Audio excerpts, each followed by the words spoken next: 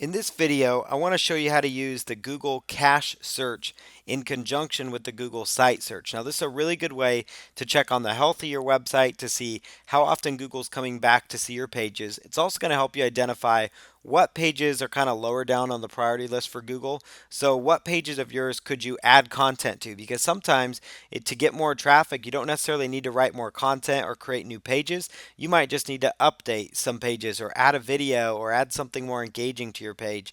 And also, it's good to see what pages are constantly being cached and indexed, like maybe Google's coming back every day, or they just recently were there, or they're coming back to your homepage often. So that'll tell you that you're doing a good job adding content. Now, if Google hasn't been to your website in a week or 2 weeks, maybe you need to add more content or get a more consistent schedule of getting your content out there.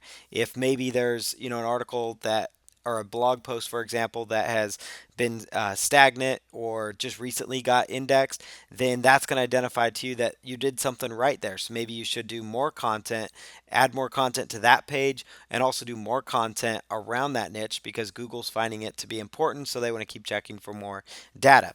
So the thing you can do again is do the site search, so SITE, and we covered that in another video. But this is really good again for finding what pages on your site are indexed.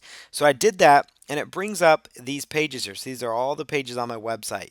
Now I can see here that this page here, the recipes page, I'm going to click on that little drop down window there, and it says cached right there. Do you see that? So it says cached. So I'm going to simply click on that. So it's that little arrow drop down, and it's going to identify to me Google's cache of this page. It's going to show you what it looks like, but this is the most important part.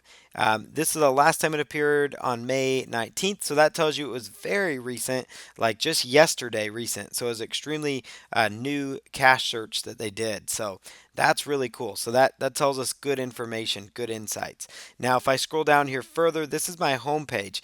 Now, notice the home page, they're kind of all over the place on the content there. So let's see what kind of data we're going to see here. So it looks like it was also cached just a couple days ago. So that's good news for the website.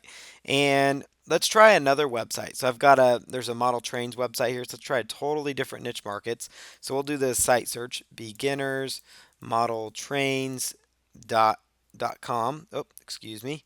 So that brought up an error message there. So beginnersmodeltrains.com. So let's see the last time they actually came and visited this website. So I'm going to go here to cache, do the cache search,